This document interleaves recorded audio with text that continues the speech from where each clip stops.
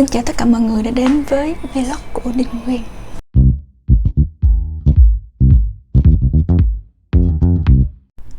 Như các bạn cũng đã biết thì thế giới của chúng ta đang phải trải qua một cái thời kỳ khủng hoảng. Ở Việt Nam thì cách ly toàn xã hội. Những cái đất nước chưa có bùng dịch thì những cái hoạt động cộng đồng cũng được hạn chế đi rất là nhiều. Bên cạnh các trường học ở Việt Nam thì đã được cho nghỉ học từ Tết đến giờ và chưa có một cái thông tin là sẽ đi học lại vào lúc nào cả. Hiện nay theo quy định giãn cách ly xã hội thì nhiều công ty cũng đã cho nhân viên của mình làm việc tại nhà online để tránh việc tụ tập, hạn chế cái việc tiếp xúc với nhau để mà giảm thiểu tối đa cái việc lây lan và phát triển của virus. Cùng với đó là một lượng lớn như học sinh về nước để tránh dịch. Vì thì hầu hết tất cả chúng ta đang có một kỳ nghỉ dài hạn ở nhà. Vậy làm sao để mà mình có thể tận dụng tối đa cái khoảng thời gian rảnh rỗi đó và mình nên làm cái gì ở trong mùa dịch này? Thì mời các bạn hãy theo dõi clip của mình nhé.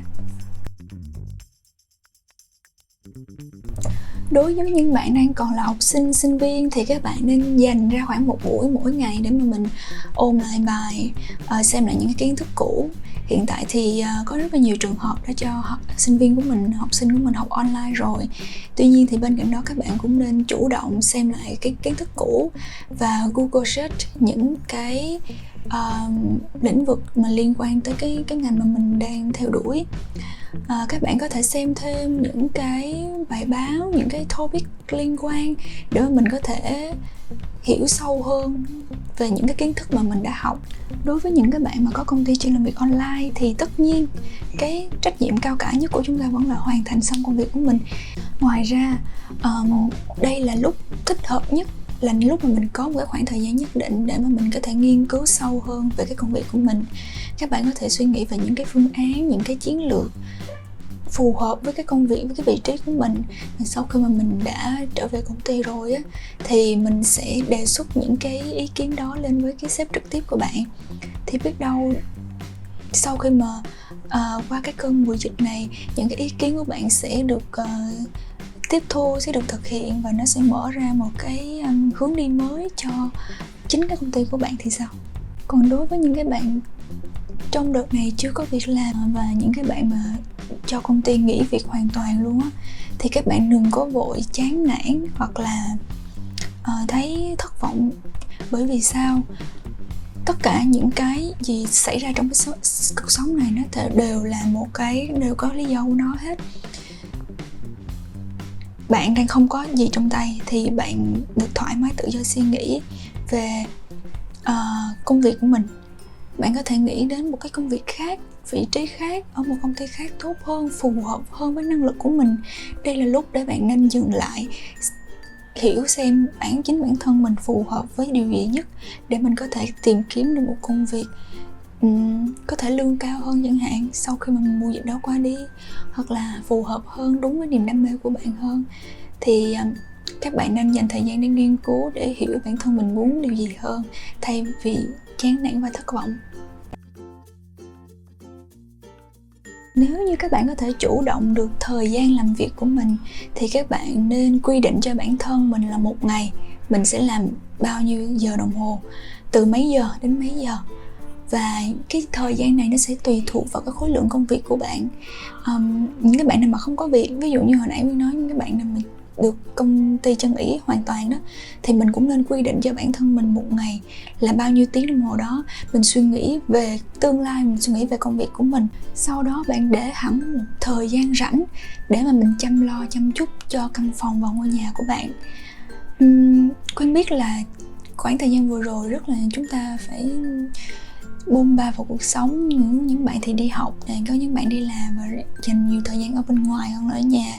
Đa số chúng ta chỉ về nhà để ăn tối hoặc ngủ nghỉ thôi, mình không có chăm lo cho ngôi nhà của mình. Vậy thì đây là lúc mà thích hợp nhất để các bạn quay trở lại trang hoàng cho ngôi nhà của bạn. Hãy sắp xếp lại, bố trí lại căn phòng để cho một cái luồng không khí mới tràn ngập các căn phòng của mình, bởi vì đây chính là không gian sống và làm việc của bạn. Nếu mà không gian sống và làm việc tốt, thoáng đãng, sạch sẽ thì cái hiệu quả và năng suất công việc của bạn sẽ cao lên rất là nhiều. Trái lại, nếu như mà cái phòng của bạn hơi tù túng và đồ đạc quá bừa bộn thì Quyên nghĩ rằng là cho dù bạn có dành cả một ngày để suy nghĩ về tương lai thì Quyên cảm giác cái tương lai nó cũng sẽ mờ mịt giống căn phòng của mình vậy. Và các bạn hãy cố gắng nghĩ ra những cái cách bố trí mà nó thay đổi, không những là bố trí lại đồ đạc mà mình có thể đi mua thêm những cái cây cảnh nhỏ để mà mình trồng, mình dành thời gian mình chăm sóc cái điều gì đó thì nó sẽ có cái ý nghĩa hơn cho một cái ngày của bạn quá nhàm chán như hiện nay. Ngoài ra thì mình cũng có thể mua thêm một số cái thứ trang trí mà tiết kiệm chút xíu thôi, bởi vì mình biết hiện tại nguồn kinh tế của mình rất là eo hẹp, cho nên là mình làm cái gì mình cũng phải suy nghĩ việc mua cái này mua sắm cái kia. Nhưng mà quan trọng là bạn biết là cái điều đó có cần thiết hay không. Thường á, thì Quyên mà muốn dọn dẹp lại căn phòng của mình thì trong đầu Quyên sẽ nghĩ là Quyên trang trí như vậy thì Quyên sẽ có cảm hứng làm việc hơn, thì Quyên cảm thấy cái điều đó cần thiết thì mình làm. Còn mà mình chỉ chạy theo trào lưu, thấy người ta trang trí cái này trang trí cái kia mà mình mua y chang như vậy thì như vậy là không nên.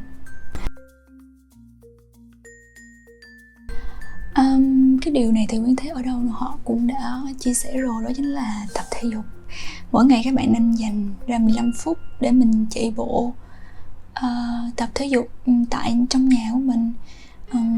Những cái bạn nào mà không có những cái khoảng không gian rộng, công viên rồi này kia thì mình có thể trong nhà mình tập những cái động tác nào mà đơn giản thôi. Hiện nay ở trên YouTube thì có rất là nhiều những cái đoạn clip chia sẻ cái cách tập thể dục cho một cái vùng cơ thể nhất định trên cơ thể của mình, tập tay chân bụng này kia đó, thì các bạn có thể nghiên cứu một cái đoạn clip nào đó rồi mình tập theo.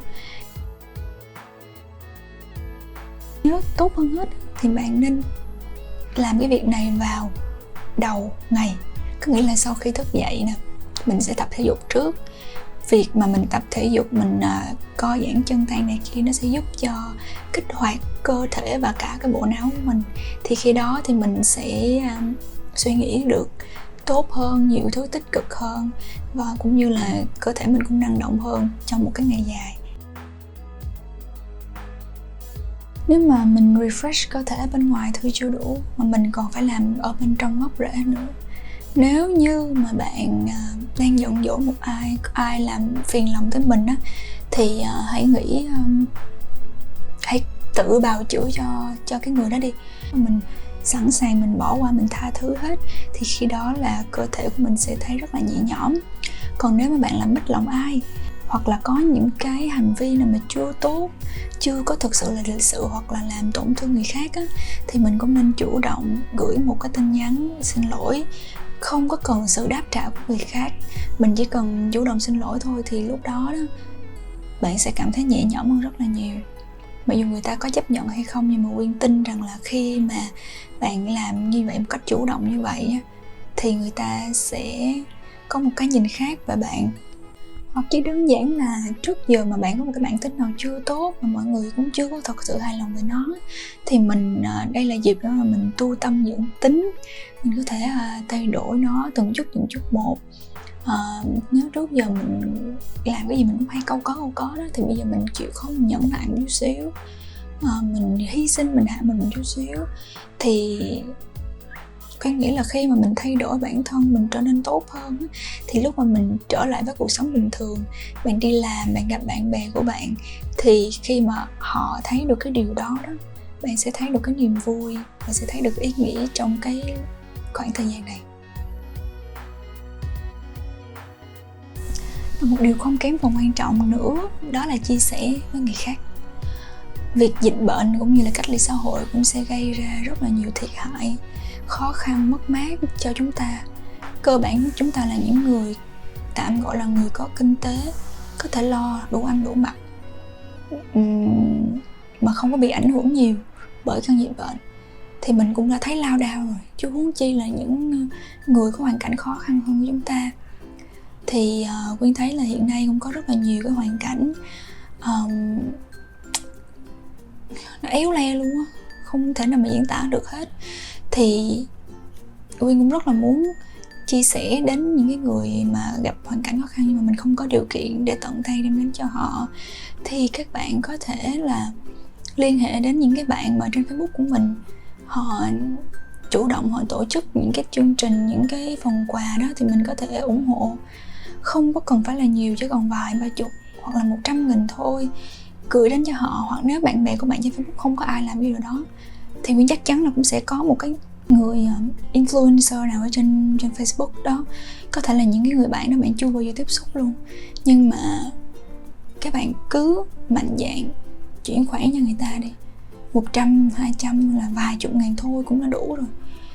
Khi mà bạn làm xong và cái tấm lòng của bạn được đem đến cho những người khác, và khi mà bạn nhìn thấy được nụ cười của những người gặp khó khăn khi mà họ nhận được cái món quà của mình đó, bạn sẽ thấy rất là vui ở trong lòng. Và cái việc làm của bạn rất là ý nghĩa luôn. Bạn đã cứu sống được một cái hoàn cảnh, được một cái cuộc đời đó. Đây chỉ là một cái số hoạt động mà mình nghĩ là nó phù hợp để các bạn thực hiện trong cái khoảng thời gian này thôi.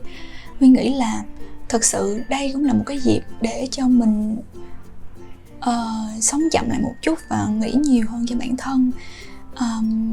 Những cái điều trên thì có thể là các bạn cũng đã biết rồi đó, nhưng mà Nguyên cũng muốn chia sẻ, bởi vì Nguyên biết những cái điều đó nó đều giúp cho cái tinh thần của bạn thoải mái hơn. Bởi vì cái việc mà bạn ở nhà, ở liền trong nhà tù tì mấy ngày như vậy thì nó sẽ khiến cho đầu của mình sẽ stress rất là nhiều. Thực sự luôn, nó sẽ ảnh hưởng đến công việc, đến cái suy nghĩ của bạn. Bạn sẽ cảm thấy bị tù túng, trong khi trước đây ngày nào mình cũng ra ngoài, để không thì không đi làm thì cũng đi chơi, cũng gặp bạn bè, cũng có việc này việc kia. Bây giờ là mình phải ở trong nhà, thì việc quan trọng nhất là phải để cho đầu óc của mình được giải phóng, được thoải mái, để mà nó không có ảnh hưởng đến cái cơ thể cũng như là công việc của mình. Và điều cuối cùng thì Nguyên xin chúc các bạn có thật nhiều sức khỏe. Mặc dù hiện tại thì mọi nơi đang đóng băng rồi, sẽ còn vài ngày, có thể là bây giờ thì đã hết cách ly xã hội rồi, nhưng mà dịch bệnh nó vẫn đang còn.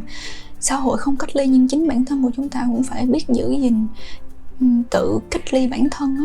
Thì mặc dù là hoàn cảnh bên ngoài như vậy, nhưng mà hy vọng rằng là đầu óc của chúng ta, cơ thể của chúng ta vẫn tạo ra những ý tưởng mới mỗi ngày, tạo ra năng lượng mỗi ngày, bởi vì chúng ta vẫn phải sống. Và hy vọng rằng là khoảng thời gian vừa qua đã giúp ích cho các bạn ít nhiều cho cái cuộc sống sắp tới.